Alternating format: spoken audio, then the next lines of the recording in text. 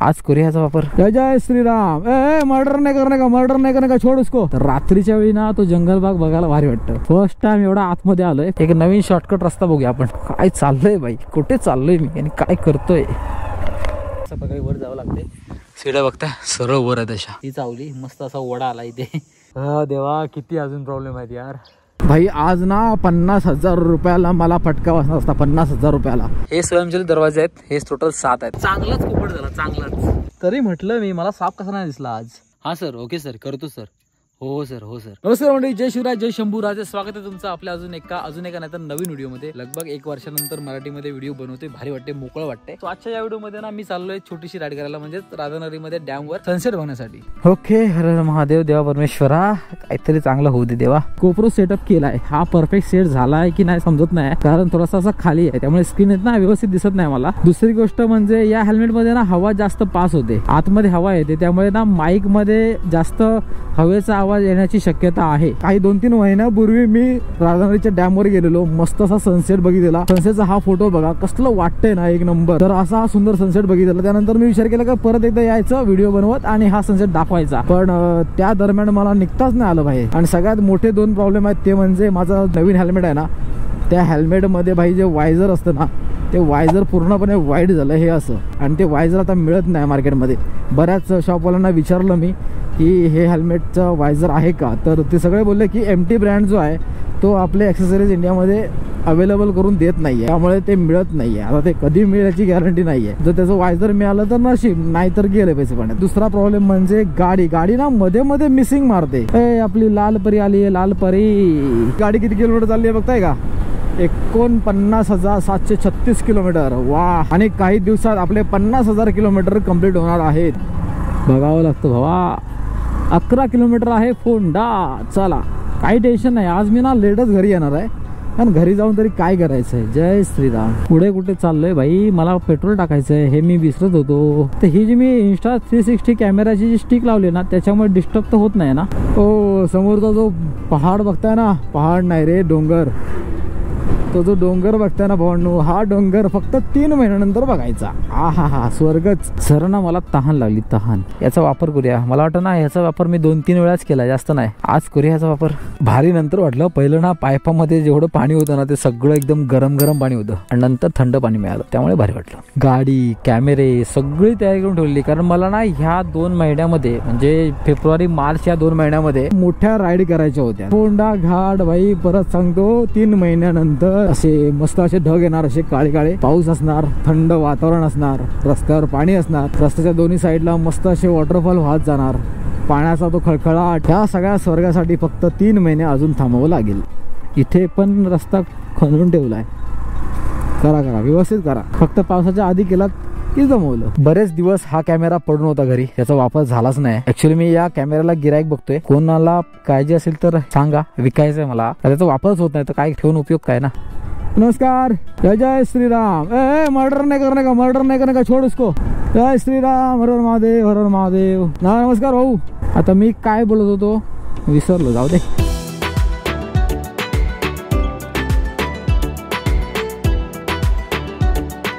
असंच 2 मिनिटं बसलेलो, कारण खूप वेळ आहे अजून। आता 3 वाजता आहेत, 3 वाजून 9 मिनिटं झाले। तर ही आहे माझी फेवरेट जागा। इथून ना संपूर्ण फोंडा घाट दिसतो। मोस्ट ऑफ ना लोक तिथे थांबतात त्या वळणावर, आणि तिथे गर्दी खूप असते। तर वेळ झाली आहे 3 वाजून 14 मिनिटं।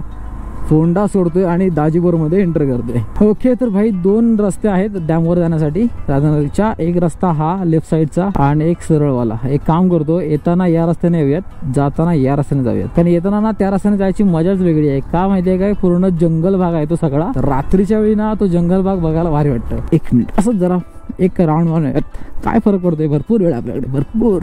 किती पाणी कमी झालंय बघा। आता मे महिन्यामध्ये ना हा सगळा भाग, तेवढा भाग दिसतोय ना, हा सगळा भाग भाई मोकळा असणार आहे। इथे पाणीचा एक थेंब नसणार आहे। फर्स्ट टाइम एवढा आतमध्ये आलोय, फर्स्ट टाइम। भाई अशा ह्या कडक उन्हामध्ये ना असं हे पाणी दिसलं की या पाण्यात तासन तास बसून आंघोळ करत राहावं असं वाटतं यार। एक नवीन शॉर्टकट रस्ता बघूया आपण। अशा ठिकाणी भाई एक्सपल्स 210 पाहिजे, 210। म्हणजे ना मला एक असं वाटायचं की एक्सपल्स 204V जी गाडी होती त्यामध्ये एकच ऑप्शन मला चेंज पाहिजे होता, तो म्हणजे 6 गिअर। त्या गाडीमध्ये 5 गिअर असतात, आणि आता जे 210 आली आहे ना त्या गाडीमध्ये 6 गिअर आहेत। ती गाडी घ्यायला काही प्रॉब्लेमच नाही। जर कोण गाडी घेत असेल ना, ज्याला गाडी अशी पाहिजे ज्या गाडीमध्ये आपण ऑफ रोड सुद्धा करू शकतो आणि टुरिंग सुद्धा, तर 2 लाखाच्या बजेटमध्ये भाई एक नंबर गाडी कोणती असेल ना तर ती एक्सप्रेस 210. काय माहितीये आता इथून जर मी अशी गाडी घातली ना तर तो तिथे रस्ता आहे, म्हणजे हा जो वळसा आहे ना पूर्ण तो मला मिळणार नाही. पण प्रॉब्लेम हा आहे की गाडी या दरीतून काढायची कशी. हा तरी पण आपण एक प्रयत्न करूया इथून गाडी वर काढायची. काय चाललंय भाई, कुठे चाललोय मी आणि काय करतोय. तशी माझी गाडीमध्ये पॉवर चांगलीच आहे बघा. वाव एक नंबर भाई. फक्त आता इथे आलोय मात्र फक्त वाट दिसू दे देवा. आहे भावा, आहे आहे आहे आहे आहे. क्या बात आहे, क्या बात आहे. इथे लोकांना पार्टी करायला थांबतात. तो असा वळसा आहे पूर्ण असा गोल. ही बघा गाडी आली ना इथून रस्ता आहे, तो असा हा गोल वळसा मी चुकवला आणि तिथे गाडी घालून अशी इथे आलो. वाव रस्ता नवीन केला यार, क्या बात आहे, एक नंबर. एक काम करूया का, 3:21 झाली आहेत, अजून बराच वेळ आहे. मग इथून एक वर रस्ता जातो आणि वरती एक मंदिर आहे. आपण तिथे जाऊन ना मंदिर बघूयात. त्याच्या वरती गेल्याच्या नंतर ना एक पॉइंट आहे, तिथून फोंडा घाट पूर्ण दिसतो. तो पॉइंट इथून जाऊन मस्तकी समोरचा भाग बघूयात. बघा इथे लिहिलंय आई उगवा देवी मंदिर ओलवन दाजीपूर मंदिराकडे. म्हणजे हा जो रस्ता आहे ना हा सरळ त्या मंदिराकडे जातो. हा संपूर्ण भाग ना असा चढ आहे. जंगल जंगल जंगल जंगल जंगल जंगल. आणि अशा प्रकारे आपण आलेलो आहोत मंदिराजवळ. इथे 2 माणसं आहेत. तर हा रस्ता आहे आणि हे समोर आहे ते मंदिर अगदी 1 मिनिटाच्या अंतरावर. ओके हे मंदिर आहे. मंदिरात पहिलं नाही गेलो कारण तिथे ना एक फॅमिली आली. मला वाटतं त्यांची पूजा वगैरे काहीतरी चालू आहे, माहिती नाही की काय झालं. पण म्हटलं आधी समोरचा व्ह्यू बघूयात. अशा प्रकारे वर जावं लागते. सीड्या बघताय सरळ वर आहे तशा. हेल्मेट घेऊन चालणं म्हणजे वर चाललंय कारण समोरचा नजारा बघा. अजून थोडंसं वर जायचं.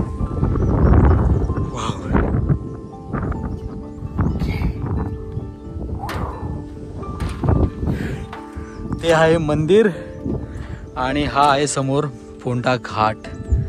क्या बात आहे, कसलं भारी वाटतंय ना. हे उगवाई देवीचं मंदिर. भारी वाटतं. हा पत्रा बघताय इथे होल पडलाय, तो तिथे मोठा होल आहे. हे होल कसले आहेत माहिती आहे का, हा पत्रा पूर्णपणे जीर्ण झालाय, पूर्णपणे खराब झालाय. आणि इथे माझा जर जोरात पाय पडला असता ना तर मी सरळ खाली गेलो असतो कदाचित. हा आहे मंदिराचा परिसर आणि आपण आतमध्ये जाऊयात. आता हे दरवाजा बंद होता, तो आता मी जस्ट खोललाय.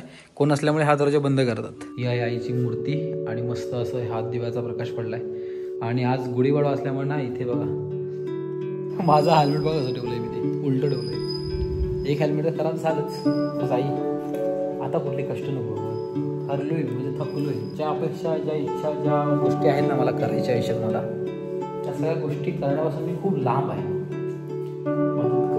सो दर्शन झालेलं आहे, व्यवस्थित नजारा बघितला. वर गेल्यानंतर गांजील माशी का कोणतरी माशी होती ती चावली. मस्त असा वडा आला इथे.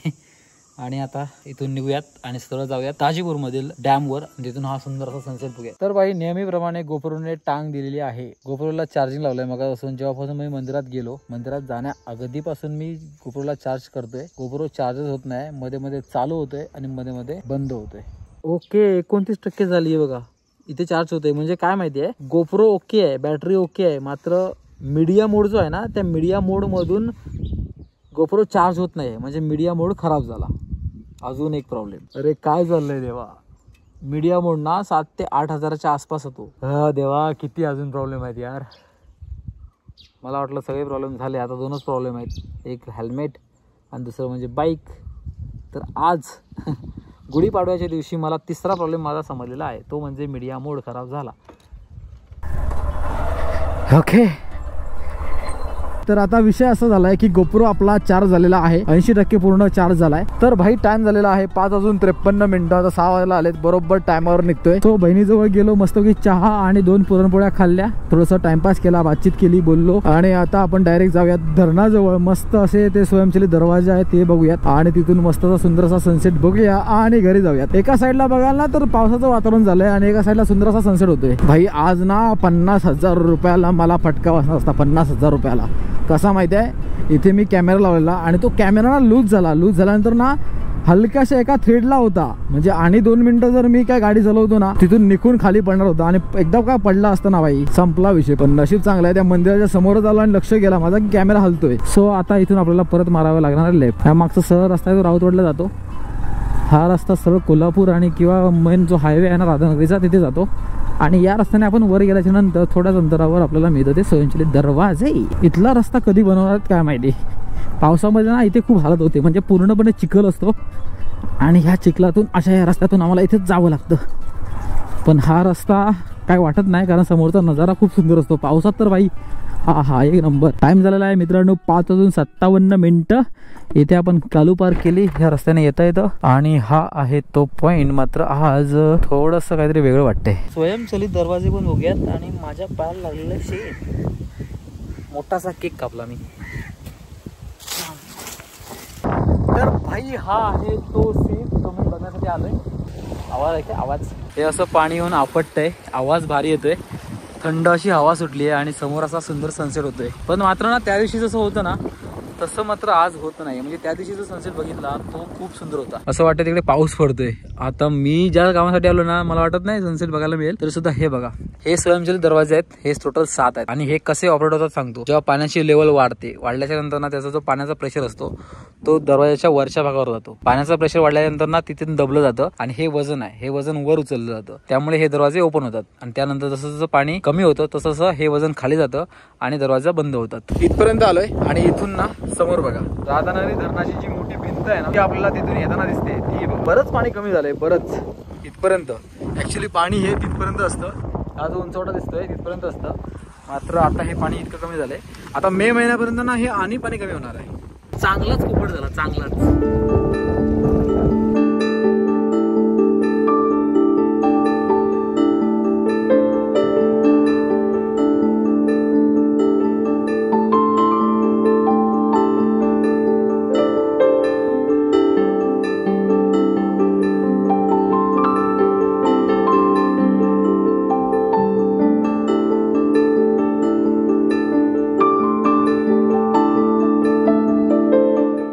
तर आता वेळ झाली आहे 7:12. काही मिनिटं शिल्लक आहेत पूर्ण अंधार व्हायला. सो आता इथून निघूयात. त्याच्या अगोदर ना इथे झाडं बघ अशी हलतायत, दिसत नसतील कदाचित, पण ना हवा खूप खतरनाक सुटली आहे. असं वाटतं की आता पाऊस मिळणारच. सो येताना आपण राईट साईडच्या या रस्त्याने आलोय. आता आपण सरळ जाऊयात. म्हणजे कसं दाजीपूरचे जंगल आहे ना त्या जंगलाच्या मधला जो रस्ता आहे तो भारी वाटतो. एकदम 9-10च्या दरम्यान इथून गेलो ना की एकदम खतरनाक. हा इथली गावं बघ अशी शांत आहेत, आवाज कुठेच नाहीये. गावात माणसं आहेत पण खूप शांतता आहे इकडे. तरी म्हटलं मी मला साप कसा नाही दिसला आज. तो बघा दिसतोय फुल एकदम जंप मारण्याच्या तयारीत आहे. फोंडा घाटाच्या वरच्या भागातून गाडी बंद करून सोडली आहे. ती अजून चालते मस्तपैकी. गाडीवर उभा राहून गाडी चालवते. रस्त्यावर जास्त गाड्या नाहीत, मोठ्या गाड्या अलाव करत नाहीत कारण संपूर्ण रस्त्याचं काम चालू आहे. दाजीपूरचं पण काम चालू आहे आणि फोंडा घाटात पण वळणावर काम चालू आहे. त्यामुळे आता मोठ्या गाड्या ते सोडत नाहीत. त्यामुळे ना मस्तपैकी आरामात हा घाट मी उतरतोय. भारी वाटते, एक नंबर. ओके तर भाई मी गाडी माझी फोंडा घाटाच्या वरच्या टोकाला बंद केलेली आणि तिथून गाडी बंद करून फक्त सोडून दिली. ती इथे येऊन थांबली आहे. मी आता फोंड्यामध्ये आलोय आणि इथे माझी मावशी राहते. आणि मला आता समजलं माझ्या मावशीची मुलगी म्हणजे माझ्या बहिणीचा वाढदिवस आहे. आता घरी जातो, वाढदिवसाच्या शुभेच्छा देतो, चहा पितो आणि नंतर घरी जाऊयात.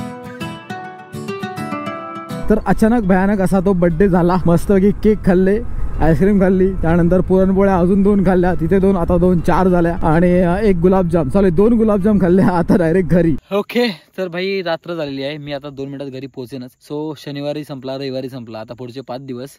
हा सर, ओके सर, करतो सर. हो सर, हो सर. असंच करत 5 दिवस काढायचे. त्यानंतर परत शनिवार रविवार मग कुठेतरी फिरायला निघायचंय. सो असंच चालत राहणार. आता कधीपर्यंत असं चालते माहित नाही. सो जाऊ देत. आजचा हा व्हिडिओ तुम्हाला आवडला असेल तर व्हिडिओला लाईक करा, कमेंट करा. चॅनलला सबस्क्राईब नाही केला तर प्लीज सबस्क्राईब करा. भेटूयात पुढच्या एका व्हिडिओमध्ये. तोपर्यंत